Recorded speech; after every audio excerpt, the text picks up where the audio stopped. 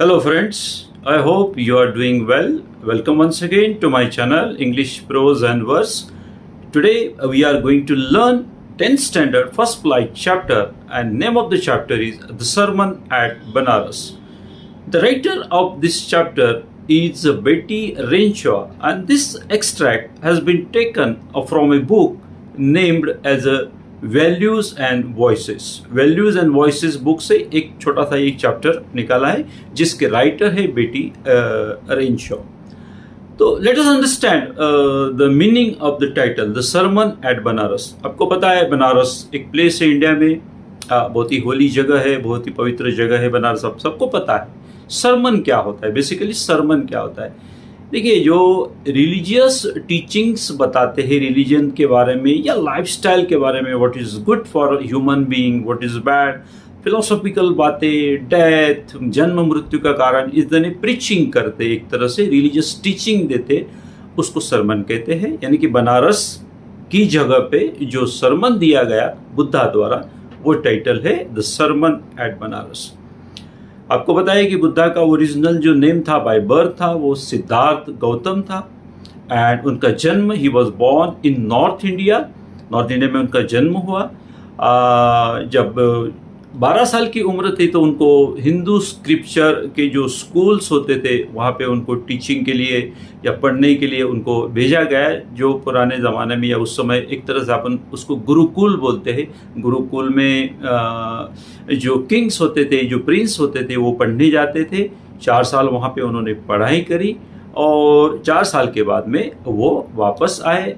Then he came back to his kingdom, then he married to a princess, यानी कि एक राजकुमारी से उनकी शादी हुई, उनका एक बेटा भी था, और 10 साल तक वो as a king, as a queen, वो वही अपने किंगडम में रहे। लगभग जब वो 25 साल के हुए, वहीं से उनके लाइफ में एकदम से सडन चेंज आ गया। एक दिन वो हंटिंग के लिए जा रहे थे, शिकार करने के लिए जा रहे थे, तो रास्ते में उन्होंने 4 अलग अलग इंसिडेंसेस देखे।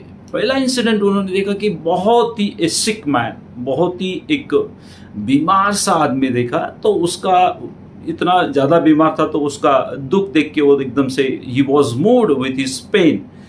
फिर थोड़ी देर के बाद आगे गए तो एन एजेड ओल्ड मैन देखा, बहुत ही बूढ़ा व्यक्ति देखा जो कि बिल्कुल चल नहीं पा रहा था। फिर बाद में थोड़ी देर के बाद में उन्होंने एक फनरेल प्रोसेशन देखा, मतलब अंतिम संस्कार की जो क्रिया चलती है, धार्मिक संस्कार जो होते हैं, अपन उसको फनरेल कहते, फनरेल देखा। फिर थोड़ी देर के बाद में उन्होंने एक मॉन्क को देखा, मतलब एक तरह से संत कह लो आप, संत को देखा जो भीख मांग रहा था एल्म्स के लिए, है ना।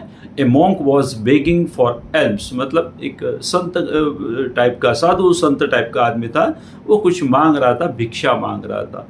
तो ये 4 अलग अलग इंसिडेंट्स में जो पेन छुपा हुआ था, जो सॉरो था, उससे उनको दिल पे एकदम जैसे कि एकदम he was touched by the sorrow of all this people, and suddenly उनके दिमाग में आया कि कितना इस दुनिया में कितना पेन है, कितना दर्द है, कितना ग्रीफ है, कितनी सॉरो है, कितनी ज़्यादा परेशानी है।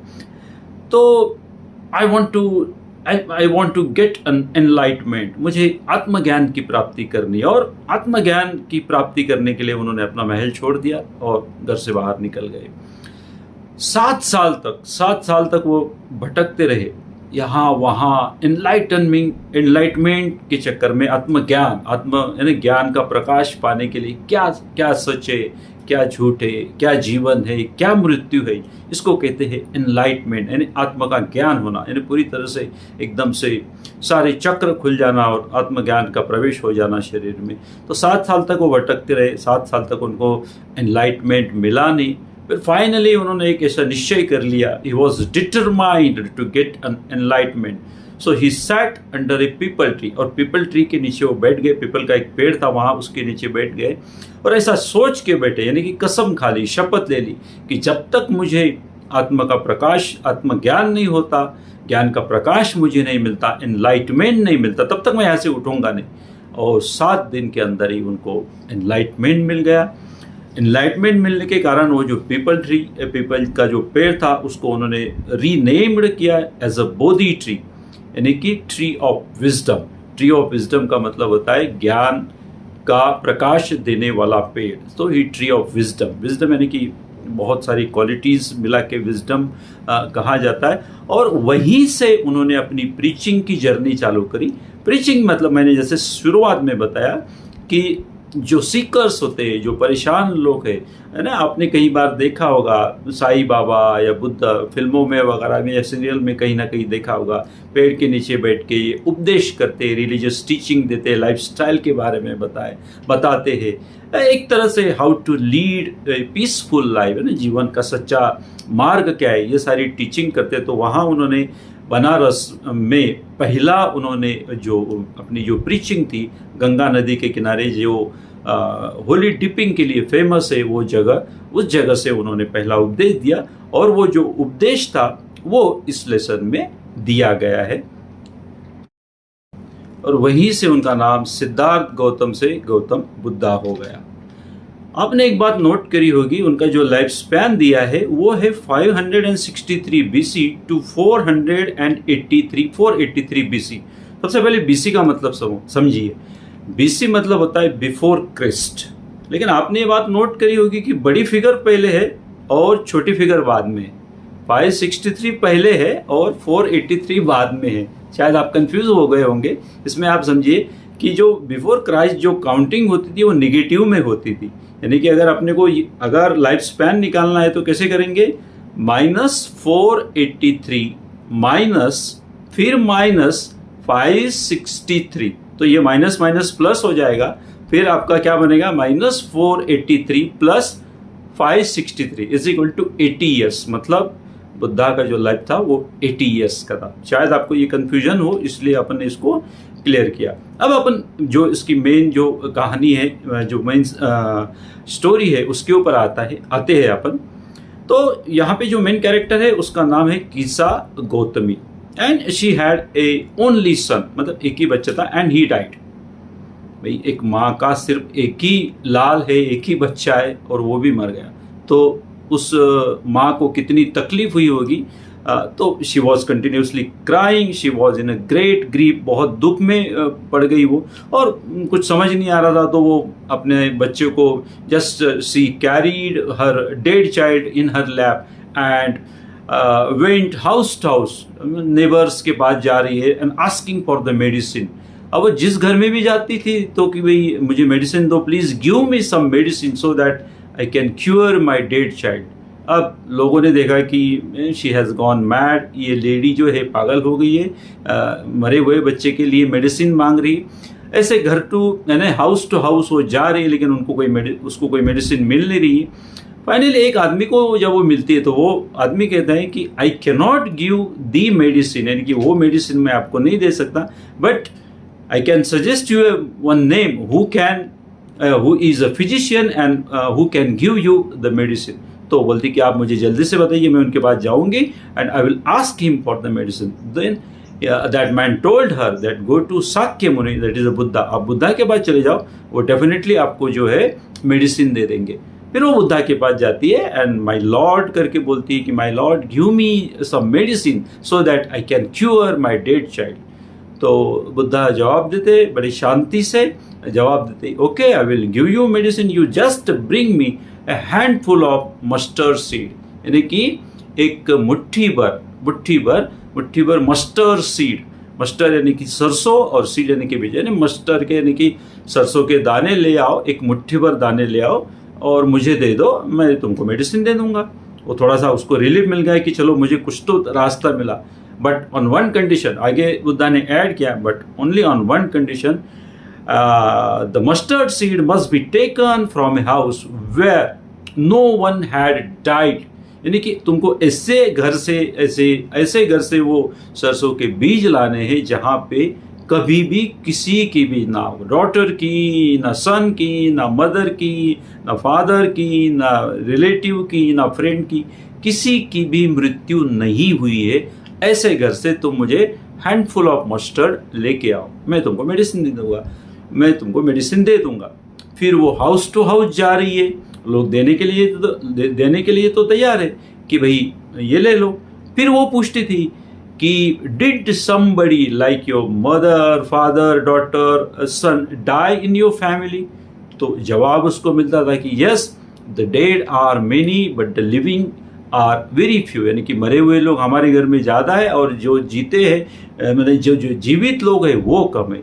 Finally she didn't get any house where no one had died, मतलब उसको ऐसा एक भी घर नहीं मिला, ऐसा घर मिलना भी नहीं था, ऐसा घर उसको मिलना भी नहीं था।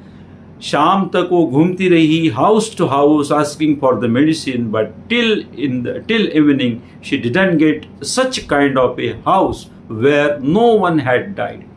फाइनली वो इतनी थक जाती, she became very hopeless, she become very tired. फिर वो सड़क के किनारे बैठ जाती, बड़े ग्रीफ में है, बड़े गम में है, और अचानक उसकी जो नज़र है सिटी लाइट की तरफ पड़ती है।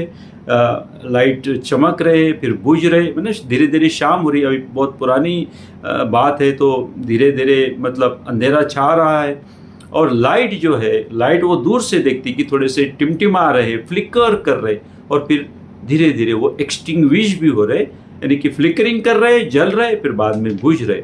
और जैसे उसने ये सीन देखा, when she saw the flickering of lights and extinguishing the same light, then she suddenly got the message that the death is common। जैसे कि भाई ये जो लाइट अभी तक जल रहा था वो बुझ गया, उसी प्रकार से डेथ भी है।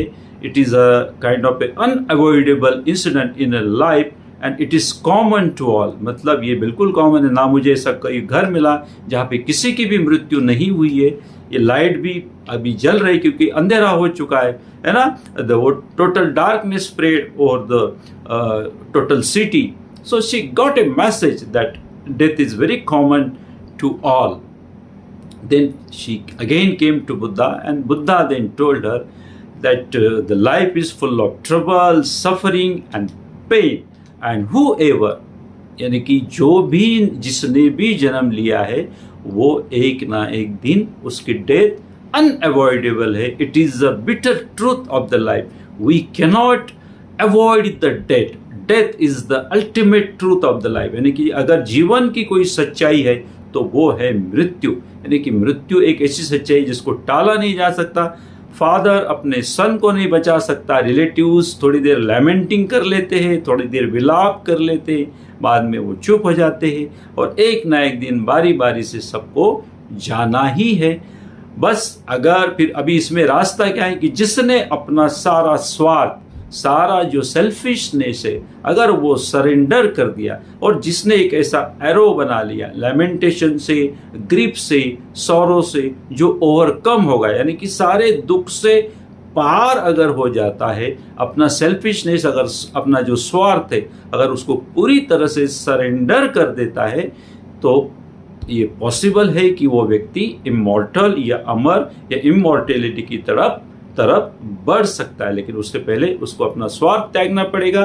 सारे जो दुख है, लैमेंटेशन है, क्योंकि जितना ज़्यादा आप रोओगे उतना आपको पेन होगा, उतनी ज़्यादा तकलीफ होगी। The more you will cry, the more you will get the pain, and the ultimate truth of the life is death, and no one can avoid the death. This was the message given by the Buddha to the character Kissa Gomti, who taught her about the ultimate truth of the life.